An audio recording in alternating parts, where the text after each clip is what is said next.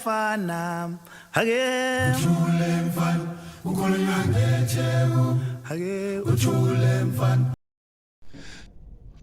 Salve, salve meus manos, salve, salve minhas manas, aqui quem fala é o Panda Reis, em mais um Tópico é a Liberdade aí, programa aqui no YouTube vinculado à Editora Merda na Mão, que eu tenho orgulho de fazer, e hoje eu queria falar com vocês sobre os afro-mexicanos, né, assunto que não é muito dito, não é muito falado, a questão dos pretos, dos afrodescendentes no México, né?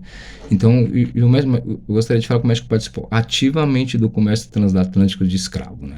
Isso, tipo assim, isso a partir entre 1502 até 1600, com a maioria de africanos oriundos de Angola. E o México concentrava a sua maioria da população de escravos na América, tá ligado?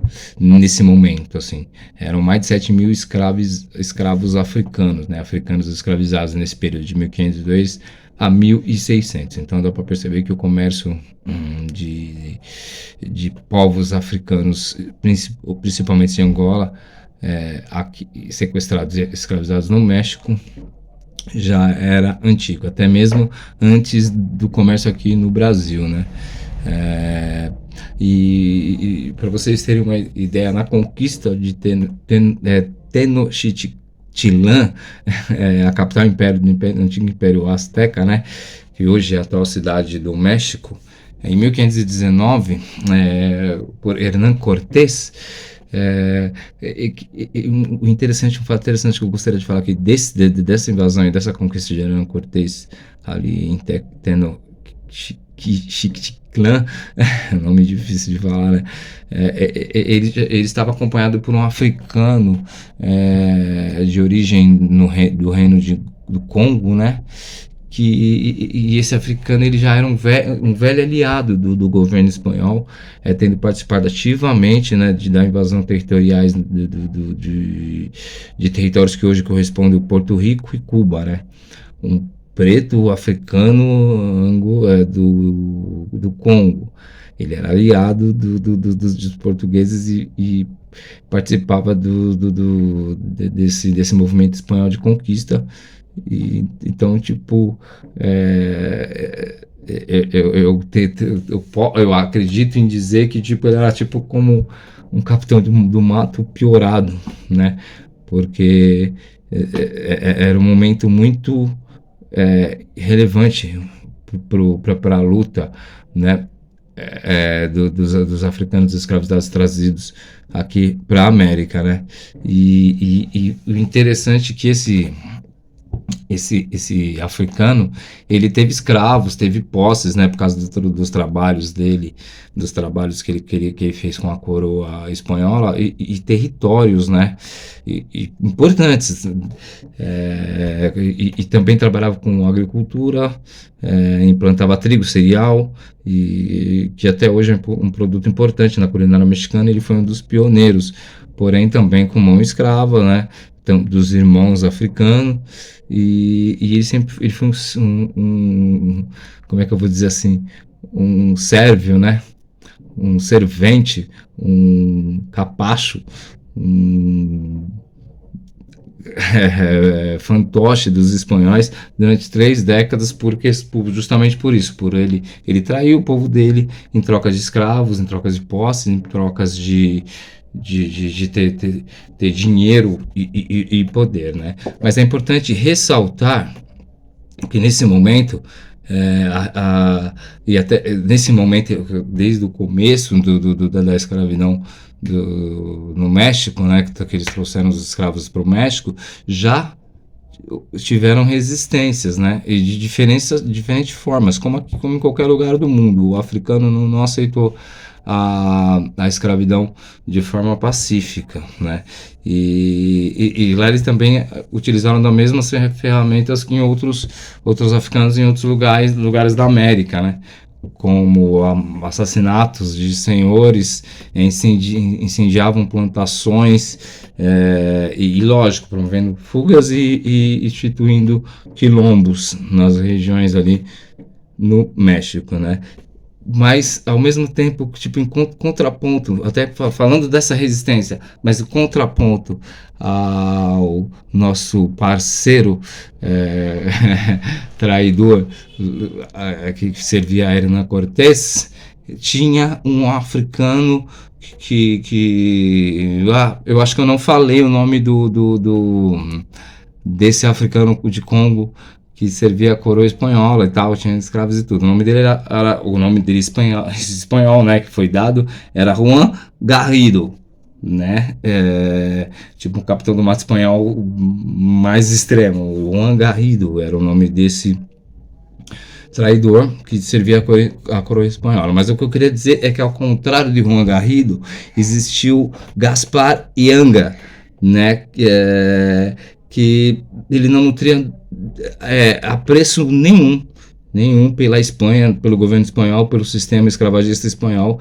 E em 1570, Yanga fugiu, né, de uma fazenda onde ele estava escravizado e organizou uma comunidade de fugitivos, né, de ex-escravos, composta por africanos e nativos mexicanos, né? Isso nas montanhas, lá em Veracruz. Durante 30 anos ele manteve digamos, esse quilombo, né? Lá nas montanhas em Veracruz. E Gaspar Yanga, desculpa, e seus companheiros, né? Dessa resistência, não deram sossego, não deram paz às autoridades, entendeu? Durante esses 30 anos eles não deram sossego para as autoridades espanholas no México, né, que serviam ao governo espanhol.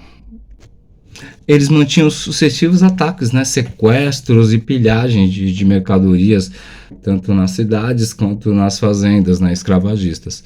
Então o governo espanhol no México, cansado das derrotas e baixas constantes, né, a coroa espanhola decidiu dialogar, né, negociar, fazer um acordo, enviando uma delegação para negociar, né, com os rebeldes, com os africanos e os nativos, numa tratativas, né, com tratativas, né, os espanhóis ofereceram uma cidade em troca, ou seja, tipo, vocês ficam na boa, fazem a paz, mantêm aqui a ordem estabelecida e nós ofertamos, né, uma cidade.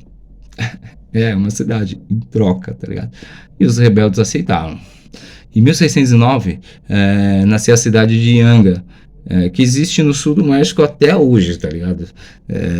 A primeira cidade governada por escravizados, né? Nas Américas inteira.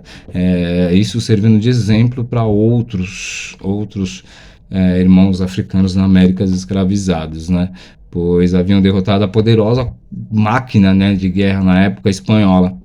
Em 1871, Gaspar Yanga foi declarado herói nacional do México e El Primer Libertador de América.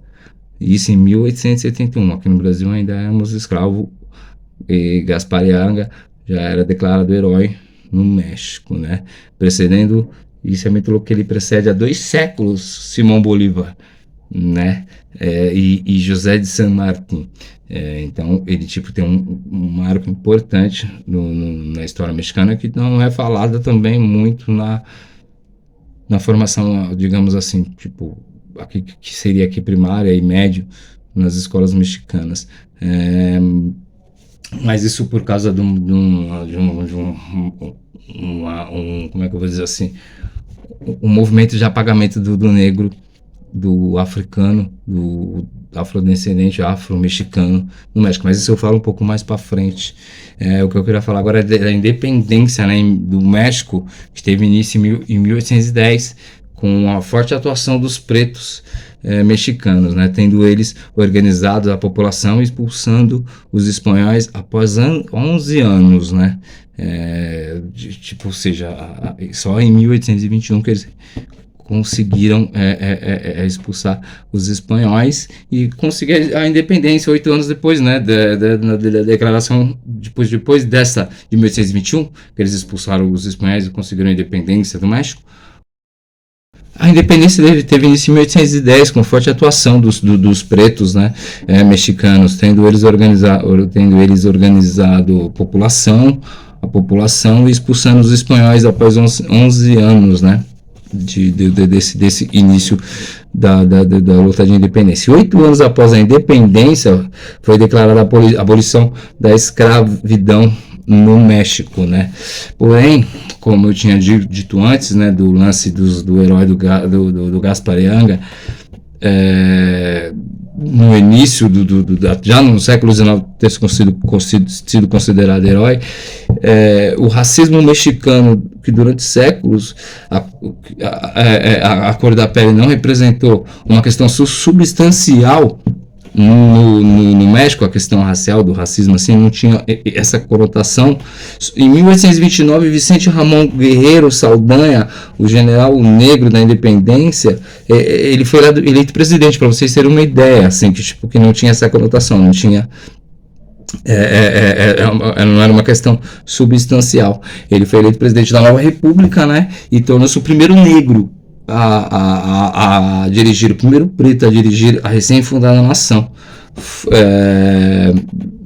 e isso em 1829, tá ligado? Para vocês verem como, tipo, nesse momento no México, a questão de cor, a questão racial com o preto ainda estava meio homogênea ali, com todo esse conceito, até pela luta dos afro-mexicanos na independência. Então ainda estava de igual, que se podemos falar assim, nesse momento. Isso de uma forma, de uma questão cultural, assim, mexicana, até mesmo porque o ritmo musical chamado fandango, ele se iniciou no século XVII e XVIII como uma forma de entretenimento, de diversão dos trabalhadores escravizados nas fazendas, né? Misturando elementos africanos, nativos, né, do povo nativo mexicano, e também da música da cultura espanhola, um sincretismo, digamos assim. Então, também tem a dança chamada Zapateo, e a música conhecida como La Bamba, que já era cantada, tá ligado, pelos africanos no século XVII. Mesmo tendo cerca de 1,5 milhão de afrodescendentes, o governo não... Nossa, ficou ruim aqui. Então, além do fandango como ritmo musical, tem também a dança Zapateo, e um estilo musical também conhecido como La Bamba, que já era cantada pelos africanos no século XVII, né? E o impressionante é que hoje em dia o governo... Puta, mano, que bosta. Edita aqui, tá? Mano, tá foda, peraí. Mas o importante é falar que até aí